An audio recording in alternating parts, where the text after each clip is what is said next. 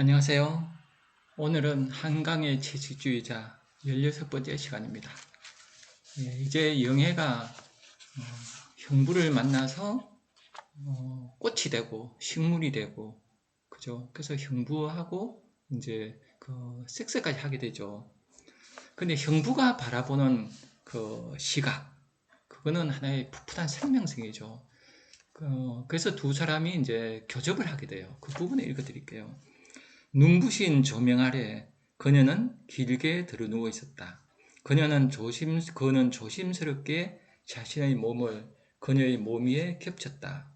제2의 몸과 그녀의 몸이 그랬듯이 지금 두 사람의 몸은 겹쳐진 꽃들 같을까? 꽃과 짐승과 인간의 뒤섞인 한 몸 같을까? 그래서 이 형부는 영애하고 섹스하면서 그죠? 식물이 꽃이 만난 그런 느낌. 꽃과 짐승과 인간이 뒤섞인 한 몸, 이런 거죠. 그러니까 우리가 꽃이라는 건 어때요? 꽃이 갖는 상징은 그 완전함이겠죠, 그죠? 꽃은 이렇게 보면은 꽃 안에 암술, 수술이 같이 있죠. 그러니까 암술, 수술, 남녀가 이제 한 몸인 거예요. 우리가 사람도 양성적 인간을 온전한 인간 그러잖아요. 신은 남자도 여자도 아니다 그런 말 하잖아요. 그래서 인간은 태어나서 남녀로 분리되지 않고 태어나죠. 그러다가 이제 한 4개월 지나면은 남자와 여자로 이렇게 분화된다 그래요. 그래서 나중에 이렇게 분화되지만 우리 안에는 여전히 뭐예요? 분화되기 이전에 나. 그래서 저 같으면 남자면 저 안에 여성성이 있는 거예요. 이걸 칼 융은 아니마라 그러죠. 내 안에 여성성. 그래서 내 안에 여성성을 깨우는 게 인간이었대요. 깨우는 게 온전해지는 거예요. 그리고 깨우는 게 연애하는 거예요.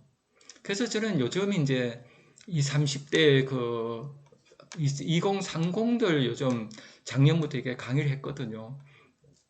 강의를 하면서 느끼는 거는 2030들의 특징이 무서웠어요. 결혼을 안 하려고 그러잖아요. 근데 20대 내려오면 연애도 안 하려고 그래요. 그런 얘기를 이제 놀래서 물어봤더니 다들 그러더라고요. 그래서 그 이유가 뭘까요? 저는 2030이 갖는 효율성을 생각 들어요. 우리가 이 사회에서 항상 경쟁하고 살았잖아요. 그 세대는. 그러니까 내가 생존 잘 살아야 되는데, 그리고 잘 살고, 자본주의니까 물질을 풍요하게 살고, 그러고 싶은데, 연애는 어때요? 이게, 그죠? 낭비라고 생각할 수 있는 거예요. 그렇지 않아요? 연애를 하면 무지 힘들잖아요.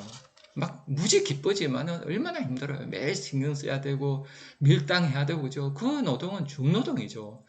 그래서 그 노동을 회피한다는 생각 들어요 저는. 그래서 그런데 우리가 과연 연애는 필요 없을까요? 저는 연애는 중요한 이유가 이래 봐요. 아니마를 깨우는 거 봐요. 저도 이제 연애 해봤잖아요. 연애를 하면은 굉장히 힘들지만 제 안에 여성성이 깨어나요. 그래서 이 아니마 아니무스가 있거든요. 그래서 아니마는 내 안에 여성성인데 처음에는 뭐 이보 엄마 같은 여자, 두 번째는 섹시한 여자, 세 번째 성스러운 여자, 네 번째 지혜로운 소피아 그러거든요. 그러니까 여러 여자를 만나면서 내가 이제 온전해지는 거예요. 그래서 저는 연애는 수도 과정이라고 생각해요. 내가 수도하는 과정. 그렇게 해서 남녀의 만남을 내가 한 개인 나라는 인간이 살아가기 위해서는 내 안에 양성을 깨워야 돼요. 내 안에 있는 이성을. 깨우는 과정이 남자, 여자 만나는 거라 보거든요. 꼭 이게 연애 아니어도 되죠. 내가 그죠. 사람들하고 누가 이렇게 나이 든 사람하고 지내면서 그 사람에게서 최고 높은 아니무스는 첫째는 근육형 남자거든요. 두 번째 남자는 일 열심히 하는 남자. 세 번째는 이제 말로 이렇게 잘하는 남자. 말로 이렇게. 네 번째는 이제 간디간디 성장이라 그래요.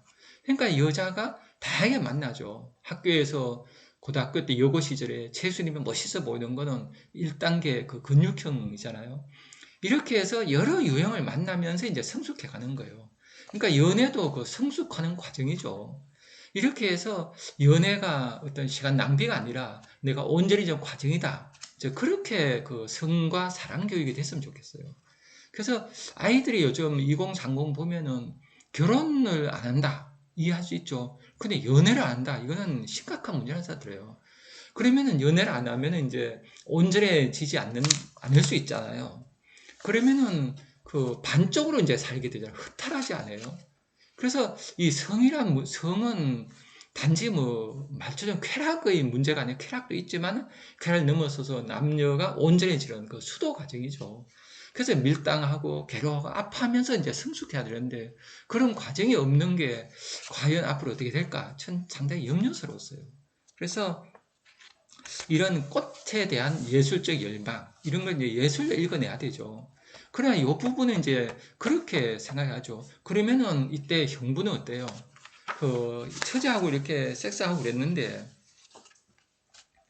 과연 그 이 형부는 잘한 거냐? 이제 이렇게 볼 수 있잖아요. 그래서 그럴 때 저는 그거는 도덕의 문제잖아요. 또 이거는 예술이고. 근데 둘 다 필요하죠. 예술은 예술로서 자유로워야 돼요. 이런 모습을 보면서 우리는 어때요? 그 인간이 남녀의 그 성이라는 게 단지 육체의 쾌락이 아니라 어떤 그저 궁극적인 거구나. 그죠? 원초적인 이런 거를 이제 우리가 느낄 수 있잖아요. 그렇다고 해서 또 그렇게 느꼈다고 해서 형부가 처제하고 이렇게 그 섹스함으로써 그 뒤에 가장 파탄이 나잖아요. 채식주의에서는 영애가 이제 남편 이혼하고 이번에는 형부 가족이 또 이혼하고 다 이혼하잖아요. 그래서 나중에는 인애하고 영애가 이제 같이 이렇게 만나게 되는데 이런 과정을 보면서 이제 많은 고민을 하게 되죠. 그래서 우리가 그러면 어떻게 예술을 해야 될 거냐? 저는 예술도 이렇게 예술이 삶을 떠나서 하는 건 안 좋다고 봐요. 그러니까 현대 예술은 뭐 아주 잔혹미란 것도 있잖아요, 그죠? 막 칼로 목을 탁 쳐서 피가 쫙 뿌려지는 걸 아름답다고 이제 사람들 느끼잖아요. 이런 게 이제 잔혹미인데 과연 이 잔혹미를 이제 우리 느낄 때 과연 잘 살 수 있을까? 저는 그런 것도 어쩔 수 없이 있을 수 있다 봐요. 사람에게 있으니까요. 그래야 더 중요한 건 저는 상과 예술을 일치시켜야 된다 봐요. 저는 조선시대 선비상이 우리에게 모델이 된다 보거든요. 옛날 선비들은 어떻게 공부해요? 항상 삶이 중심이잖아요. 붓글씨를 쓰고 그림을 그리고 시를 쓰고 그리고 나귀를 타고 말을 안 타고 나귀 탔다고 하더라고요. 천천히 가면서 자연을 만나는 거죠. 그 자연을 만나는 게 나를 만나는 거죠. 내 마음에 있는 게 자연에 이제 투영되잖아요. 그러면 자연이 아름다울 때 내 아름다움을 깨어나죠. 이렇게 해서 내 마음 공부가 이제 낙이 타고 다니는 거죠. 그런 공부를 이제 했죠. 그리고 이제 항상 검은고를 키우고 난을 치고 해도 그 예술이 어떤 나의 인품 수양과 연결되잖아요. 그래서 저는 우리 현대사 예술이 상과 분리돼서 예술 지상주의 따로 이렇게 그죠 신미주의 뭐 그렇게 해서 관능적 미학 이렇게 해서 상과 떠나는 예술이 있어요. 저는 그거는 부정하지 않아요. 그런 면이 있으니까요. 그러나 상과 밀착된 예술을 많이 교육시켜야 된다 봐요. 우리 학생들한테. 그래서 우리가 예술은 삶이다. 내 삶을 높이는 것이다. 이렇게 가야 된다 봐요. 몽고바 이 채식주의 읽으면서 어때요? 많은 예술적 영감을 받고 내가 커야 된다 봐요. 여기서 혐오감을 느끼는 부분은 또 토론할 부분이지 그것 때문에 아니게 된다 그러면 안 된다 봐요. 그래서 나를 확장하는 그런 예술, 확장하는 문학. 그래서 나를 확장하는 측면에서 책조를 이제 바라보고 해야 되죠, 그죠? 그래서 여기 이 책에 대해서 반대하시는 분들은 똑같이 토론해서 우리가 할 부분이죠. 사람은 완전하지 않으니까 서로 대화를 하면서 함께 크는 거죠. 그렇게 쓰면 좋겠어요. 그래서 지금 이제 옛날에 양반들은 왜 예술하고 그렇게 평화롭게 살았을까요? 그분들은 어때요? 일을 안 했잖아요. 소크라테스 일을 안 했기 때문에 이제 철학을 했죠. 근데 앞으로 오는 시대가 AI 시대예요. 인공지능 시대는 이제 기계가 일을 하잖아요. 그럼 우리 놀아도 되거든요. 사람이 놀면 뭐 하겠어요? 예술하고 학문해야죠. 지적인 탁구를 하고 그죠? 예술을 가고 이런 거를 학교시를 배워야 된다 봐요. 그래서 사는 것 자체가 우아한 삶을 살 수 있어야 되죠. 그렇지 않으면 이제 삶이 어때요? 지루해져요. 그래서 많은 분들이 퇴직하고 자꾸 일을 찾거든요.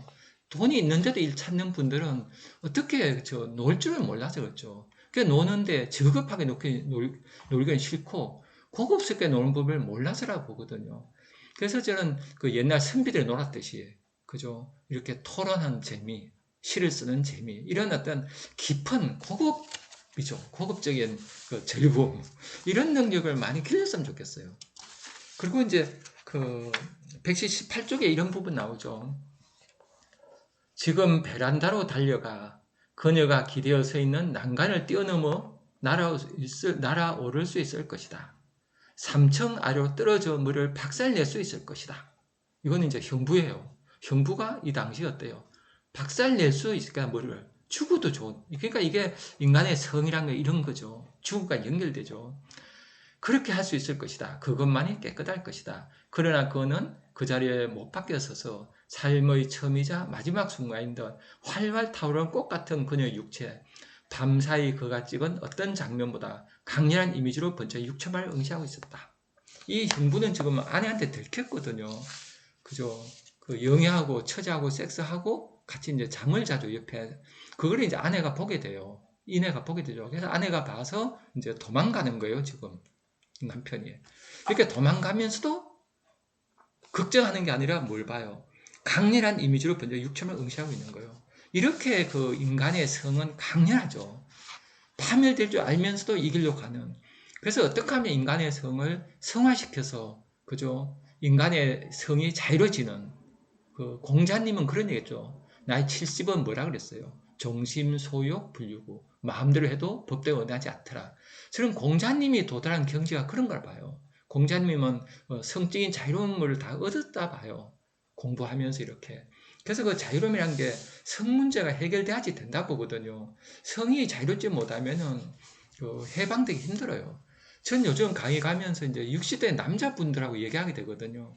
60대 남자분들이 이제 공부하러 오신 분들 얘기해 보면 이분들은 사랑하고 싶다는 말씀을 하세요.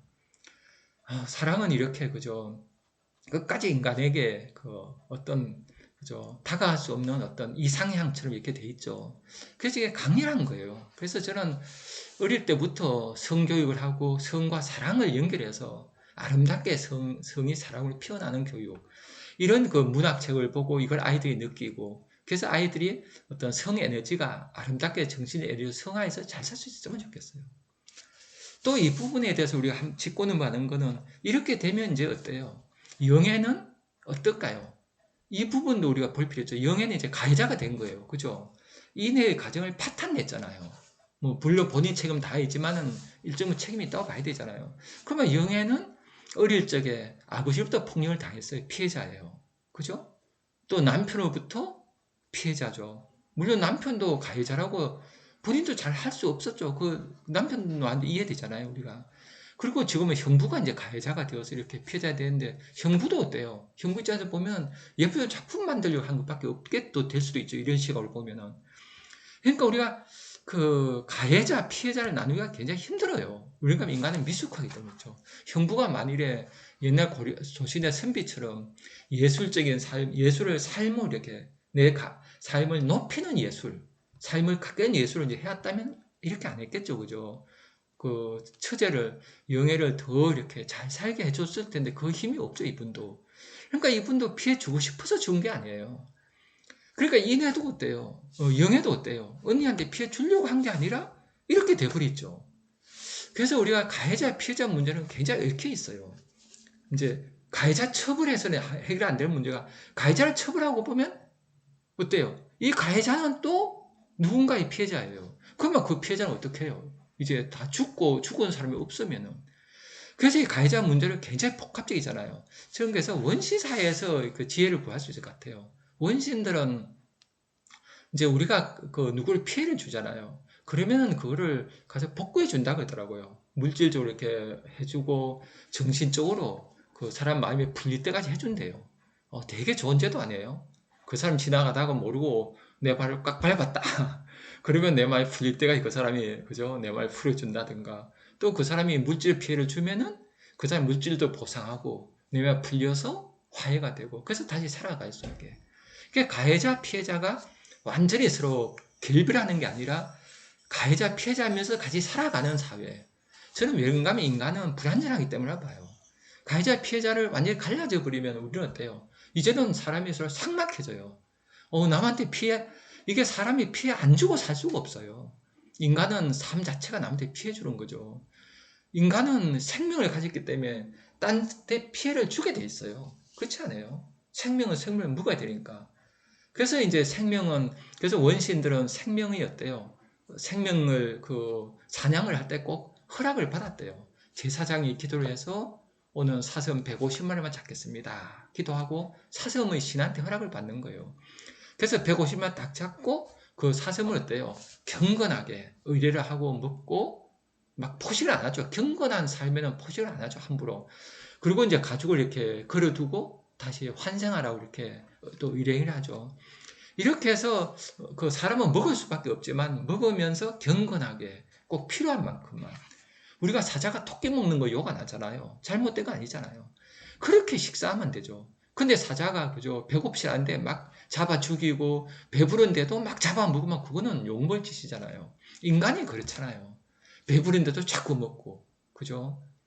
막 더없이 먹고 이거는 인간의 큰 죄악이죠. 이렇게 해서 영예가 어때요? 영예의 아픔이란 이 인류의 아픔이죠. 인류의 양심이 아파서 영예가 아픈 거죠. 그래서 영예 아픔을 우리가 이제 전체로 보는 거죠. 근데 영예는 이제 피해자인데 엄청난 피해자인데 가해자가 돼버린 거예요. 그래서 가해자 피해자 문제를 우리가 이제 앞으로 어떻게 풀 것이야. 저는 이런 얘기 들었거든요. 어떤 그 마을 해관에 젊은 청년이 마을 해관에 문을 부셨대요. 화가 나가지고. 근데 그 어떻게 해결될까요? 저는 가장 좋은 해결 방법은 이분이 어때요? 문을 수리해주고 그리고 사과를 하고 마을 사람들이 용서를 하고 이렇게 같이 가면 참 좋을 것 같아요. 근데 그렇게 안 되고 이제 법적으로 해결되잖아요. 이분은 뭐 가서 또 훈방될지 그죠? 뭐가 불금형이 될지 뭔지 모르지만 그렇게 된다고 해서 그 사람이 과연 거듭날 수 있을까? 그죠? 또 그 마을 사람들은 마음이 편할까? 그 현대사회는 이제 그런 고민도 많이 해야 된다 봐요. 이런 것들이 우리가 만든 형법 이런 것도 근대에 만들어졌잖아요. 이성적 인간을 전제하고. 근데 인간은 이성적 존재가 아니거든요. 감성이 풍부하고 즉흥적이고 충동적 이런 게 인간이잖아요. 이런 인간이 어떻게 살아갈까 앞으로. 그래서 저는 작은 공동체를 꾸려서 그죠 같이 가야 된다 봐요. 그래서 작은 공동체를 가서 서로 피해 주기도 하고 그죠? 피해 받기도 하지만 서로 이렇게 같이 크는 거죠. 같이 크게 되면 이제 피해를 안 주고 덜 주고 살 수 있는 인품이 생기잖아요. 근데 현대사회에서는 이렇게 충돌되더라도 인품 수양되기가 좀 힘든 구조라 봐요. 그러다 보면 우리가 사람이 두려워지죠. 그래서 사람이 두려우니까 이제는 어때 2030들을 보면 연애를 안 하려고 그러죠. 뭐 연애하다가 나중에 스토킹 당하니까 또 막 그죠 미투 당한다고도 불안해 한대잖아요. 이렇게 돼서 이제는 뭐 그죠 모텔 가기 전에 뭐 서약서를 쓴다 그러더라고요. 그 서약서를 써도 또 문제가 모텔 들어갔더니 마음이 바뀌었다 그러면 또 어떡할 거예요. 이게 해결될 문제가 아니에요. 그래서 저는 공동체 사회에서 서로 이렇게 피해주고 가해를 받으면서 그래서 저는 학교의 폭력위원회를 많이 고민해 봐야 된다 봐요. 학폭위를 만들어서 가해자를 처벌 위주로 갈 거냐. 어떻게 하면 가해자 피해자가 더불어 사는 거야. 학교에서는 더불어 사는 걸 만들어야 된다 봐요. 담임선생님들의 권한을 많이 줘서 이번에 아이들한테 싸움에서 크는 게 이렇게 돼야 되는데 그게 안 된 얘기를 선생님들 많이 듣거든요. 참 안타까워요. 그래서 우리는 가해자면서 피해자, 우리는 삶 자체가 피해자. 우리가 남에게 엄청난 피해를 주잖아요. 보이지 않게 그죠. 우리는 피해 받는 건 알지만 피해 준 건 잘 몰라요. 그래서 피해 받은 분은 많은데 가해자는 별로 없잖아요. 근데 곰곰이 따져봐요. 우리는 일상이 남한테 피해 주는 행위를 하고 있잖아요. 이게 또 어쩔 수 없잖아요. 내가 회사에서 막 열심히 일해가지고 그죠. 근데 그 사람이 사정이 딱한 사람이 또 낙오될 수도 있잖아요. 그것도 피해 주는 거잖아요. 그러면 능력별로 하는데 뭐 문제하지만 인간의 능력이라는 게 그것만 능력이 아니잖아요. 회사에서 그죠 낙오된 사람은 또 다른 능력이 있는데 그 능력을 발휘 못하고 날아가는 거 아니에요. 그래서 저는 인간은 풍부하게 여러 측면에서 봐서 전인적인 만남이 되는 거 이게 당장이 되지 않으면 꿈을 꿔야 된다 봐요. 그래서 마을 협동자 이런 데서 저는 작은 모임이 좋아요. 지금 강의 가는 곳이 북카페라든가 또 뭐 작은 도서관, 뭐 마을 도서관 이런 데 강의를 하거든요. 그런 데서 오손도손 하는 힘을 길렀으면 좋겠어요. 그래서 가해자, 피해자가 함께 뒤엉키는 이런 영예가 이제 피해자가 되는 이 슬픈 이야기거죠. 그래서 오늘은 이런 얘기를 했습니다. 다음에는 나무 불꽃을 하겠습니다. 감사합니다.